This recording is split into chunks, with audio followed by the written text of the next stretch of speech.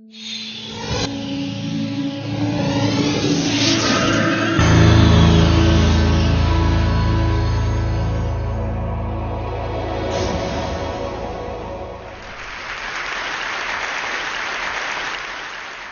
I want to start by offering you a free, no-tech life hack. And all it requires of you is this, that you change your posture for 2 minutes. But before I give it away, I want to ask you to right now do a little audit of your body and what you're doing with your body. So how many of you are sort of making yourselves smaller? Maybe you're hunching, crossing your legs, maybe wrapping your ankles. Sometimes we hold on to our arms like this. Sometimes we spread out. I see you. So I want you to pay attention to what you're doing right now. We're going to come back to that in a few minutes, and I'm hoping that if you sort of learn to tweak this a little bit, it could significantly change the way your life unfolds. So we're really fascinated with body language, and we're particularly interested in other people's body language. You know, we're interested in, like, you know, an awkward interaction, or a smile, or a contemptuous glance, or maybe a very awkward wink, or maybe even something like a handshake. Here they are arriving at number 10, and look at this lucky policeman gets to shake hands with the President of the United States. Oh, and here comes the Prime Minister of it. No.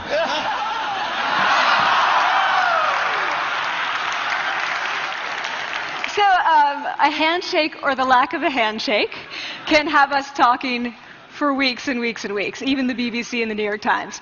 So obviously, when we think about nonverbal behavior or body language, but we call it nonverbals as social scientists, it's language. So we think about communication. When we think about communication, we think about interactions. So what is your body language communicating to me? What's mine communicating to you? And there's a lot of reason to believe that this is a valid way to look at this. So social scientists have spent a lot of time looking at the effects of our body language or other people's body language on judgments. And we make sweeping judgments and inferences from body language. And those judgments can predict really meaningful life outcomes, like who we hire or promote, who we ask out on a date. For example, Nalini Ambady, a researcher at Tufts University, shows that when people watch 30-second soundless clips of real physician-patient interactions, their judgments of the physician's niceness predict whether or not that physician will be sued. So it doesn't have to do so much with whether or not that physician was incompetent, but do we like that person and how they interacted?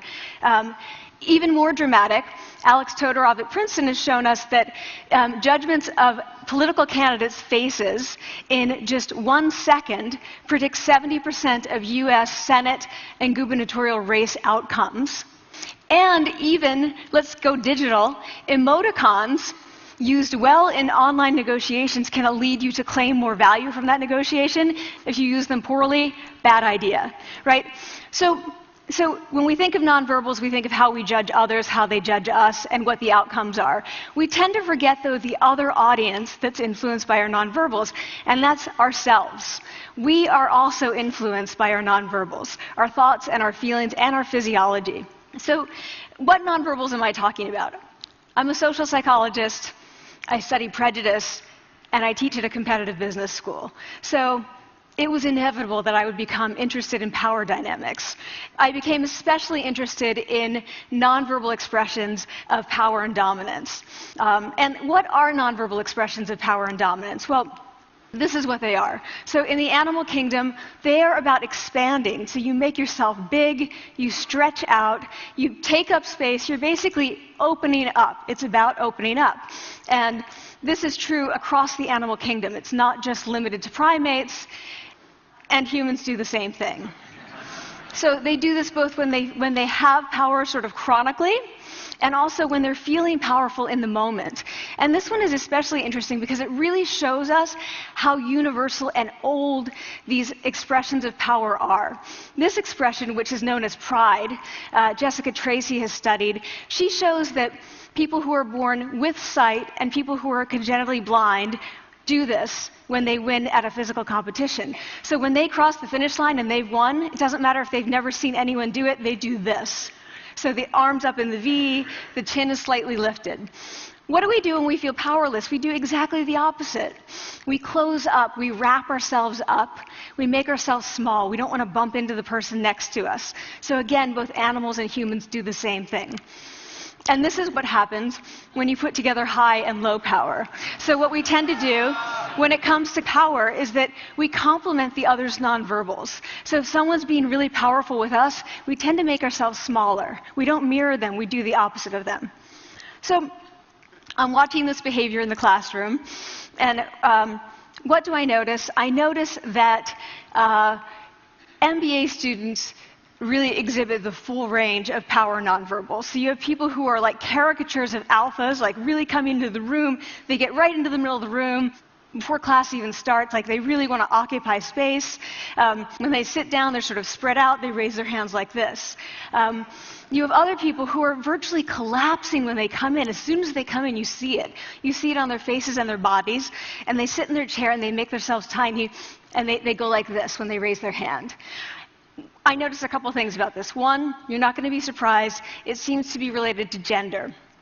So women are much more likely to do this kind of thing than men. Women feel chronically less powerful than men, so this is not surprising. But the other thing I noticed is that it also seemed to be related to the extent to which the students were participating and how well they were participating. And this is really important in the MBA classroom because participation counts for half the grade. So business schools have been struggling with its gender grade gap. You get these equally qualified women and men coming in, and then you get these differences in grades, and it seems to be partly attributable to participation. So I started to wonder, okay, so you have these people coming in like this, and they're participating. Is it possible that we could get people to fake it, and would it lead them to participate more? So my main collaborator, Dana Carney, who's at Berkeley, and I really wanted to know, can you fake it till you make it? Like, can you do this just for a little while and actually experience a behavioral outcome that makes you seem more powerful? So we know that our nonverbals govern how other people think and feel about us. There's a lot of evidence, but our question really was, do our nonverbals govern how we think and feel about ourselves? There's some evidence that they do. So, for example, when we smile when we feel happy, but also when we're forced to smile by holding a pen in our teeth like this, it makes us feel happy. So it goes both ways. When it comes to power, it also goes both ways. So when you feel powerful, you're more likely to do this, but it's also possible that when you pretend to be powerful, you are more likely to actually feel powerful. So the second question really was, so we know that our minds change our bodies, but is it also true that our bodies change our minds? And when I say minds, in the case of the powerful, what am I talking about? So I'm talking about thoughts and feelings and the sort of physiological things that make up our thoughts and feelings. And in my case, that's hormones. I look at hormones. So what do the minds of the powerful versus the powerless look like? So powerful people tend to be, not surprisingly, more assertive and more confident, more optimistic. They actually feel that they're going to win even at games of chance. They also tend to be able to think more abstractly. So there are a lot of differences. They take more risks. There are a lot of differences between powerful and powerless people. Physiologically, there also are differences on two key hormones, testosterone, which is the dominance hormone, and cortisol, which is the stress hormone. So what we find is that high-power alpha males in primate hierarchies have high testosterone and low cortisol. And powerful and effective leaders also have high testosterone and low cortisol. So what does that mean? When you think about power, people tended to think only about testosterone because that was about dominance. But really, power is also about how you react to stress. So do you want the high-power leader that's dominant, high on testosterone, but really stress reactive? Probably not, right? You want the person who's powerful and assertive and dominant, but not very stress reactive, the person who's laid back. So we know that in primate hierarchies, if an alpha needs to take over, if an individual needs to take over an alpha role sort of suddenly, within a few days, that individual's testosterone has gone up significantly and his cortisol has dropped significantly. So we have this evidence, both that the body can shape the mind, at least at the facial level, and also that role changes can shape the mind. So what happens, okay, you take a role change, what happens if you do that at a really minimal level, like this tiny manipulation, this tiny intervention? For 2 minutes you say, I want you to stand like this, and it's going to make you feel more powerful. So this is what we did. We decided to bring people into the lab and run a little experiment. And these people adopted for 2 minutes either high power poses or low power poses. And I'm just going to show you 5 of the poses, although they took on only 2. So here's one, a couple more. This one has been dubbed the Wonder Woman by the media. Here are a couple more. So you can be standing or you can be sitting. And here are the low power poses. So you're folding up, you're making yourself small. This one is very low power. When you're touching your neck, you're really kind of protecting yourself. So this is what happens. They come in, they spit into a vial. We, for 2 minutes, say, you need to do this or this. They don't look at pictures of the poses. We don't want to prime them with the concept of power. We want them to be feeling power, right? So 2 minutes they do this. We then ask them, how powerful do you feel on a series of items? And then we give them an opportunity to gamble. And then we take another saliva sample. That's it. That's the whole experiment. So this is what we find. Risk tolerance, which is the gambling. What we find is that when you're in the high power pose condition, 86% of you will gamble. When you're in the low power pose condition, only 60%. And that's a pretty whopping significant difference. Here's what we find on testosterone. From their baseline when they come in, high power people experience about a 20% increase. And low-power people experience about a 10% decrease. So again, 2 minutes and you get these changes. Here's what you get on cortisol.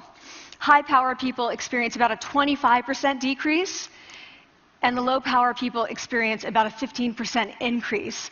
So 2 minutes lead to these hormonal changes that configure your brain to basically be either assertive, confident, and comfortable, or really stress reactive, and feeling sort of shut down. And we've all had that feeling, right? So it seems that our nonverbals do govern how we think and feel about ourselves. So it's not just others, but it's also ourselves. Also, our bodies change our minds.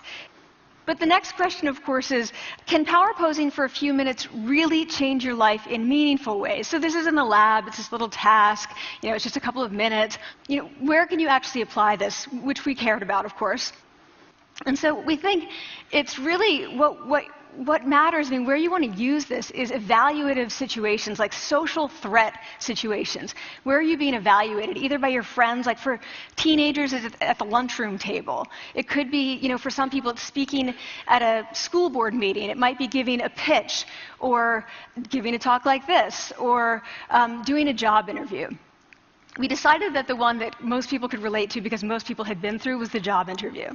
So we published these findings, and the media are all over it, and they say, okay, so this is what you do when you go in for the job interview, right? So we were, of course, horrified, and said, oh my God, no, that's not what we meant at all, for numerous reasons. No, don't do that. Again, this is not about you talking to other people, it's you talking to yourself. What do you do before you go into a job interview? You do this. Right? You're sitting down, you're looking at your iPhone or your Android, not trying to leave anyone out.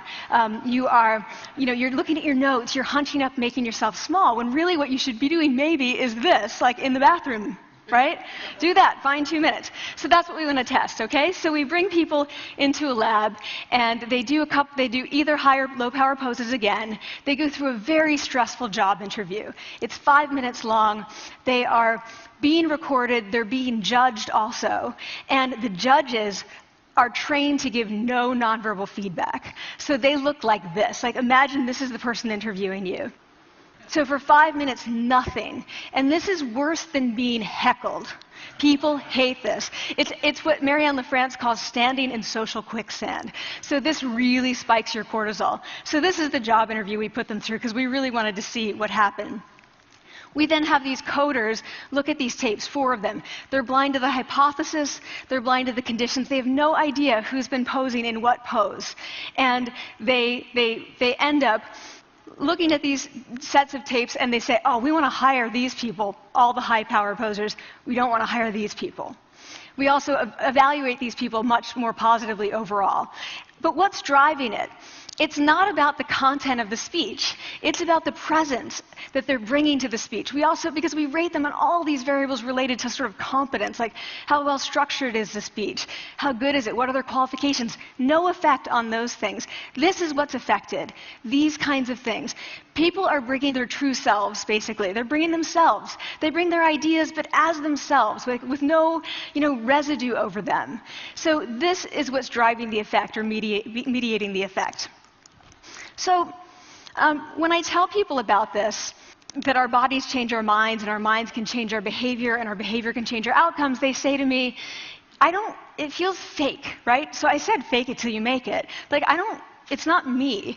I don't want to get there and then still feel like a fraud. I don't want to feel like an imposter. I don't want to get there only to feel like I'm not supposed to be here. And that really resonated with me because I want to tell you a little story about being an imposter and feeling like I'm not supposed to be here. When I was 19, I was in a really bad car accident. I was thrown out of a car, rolled several times. I was thrown from the car, and I woke up in a head injury rehab ward. And I had been withdrawn from college, and I learned that my IQ had dropped by 2 standard deviations, which was very traumatic. I knew my IQ because I had identified with being smart, and I had been called gifted as a child. So I'm taken out of college. I keep trying to go back. They say, you're not going to finish college. There are other things for you to do, but that's not going to work out for you. So I really struggled with this. And I have to say, having your identity taken from you, your core identity, and for me it was being smart, having that taken from you, there's nothing that leaves you feeling more powerless than that. So I felt entirely powerless. I worked and worked and worked, and I got lucky and worked and got lucky and worked. Eventually I graduated from college. It took me 4 years longer than my peers. And I convinced someone, my angel advisor, Susan Fisk, to take me on. And so I ended up at Princeton, and I was like, I am not supposed to be here. I am an imposter. And the night before my first year talk, and the first year talk at Princeton is a 20-minute talk to 20 people. That's it. I was so afraid of being found out the next day that I called her and said, I'm quitting. She was like, you are not quitting, because I took a gamble on you and you're staying. You're going to stay, and this is what you're going to do. You are going to fake it. You're going to do every talk that you ever get asked to do. You're just going to do it and do it and do it, even if you're terrified and just paralyzed and having an out-of-body experience until you have this moment where you say, oh my gosh, I'm doing it. I have become this. I am actually doing this. So that's what I did. 5 years in grad school. A few years, I'm at Northwestern. I moved to Harvard. I'm at Harvard. I'm not really thinking about it anymore, but for a long time I had been thinking, not supposed to be here, not supposed to be here. So at the end of my first year at Harvard, a student who had not talked in class the entire semester, who I had said, look, you've got to participate or else you're going to fail, came into my office. I really didn't know her at all. And she came in totally defeated, and she said, I'm not supposed to be here.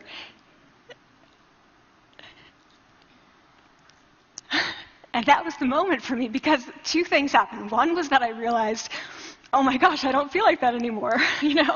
I don't feel that anymore, but she does, and I get that feeling. And the second was, she is supposed to be here. She can fake it. She can become it. So I was like, yes, you are. You are supposed to be here, and tomorrow you're going to fake it. You're going to make yourself powerful, and, you're going to...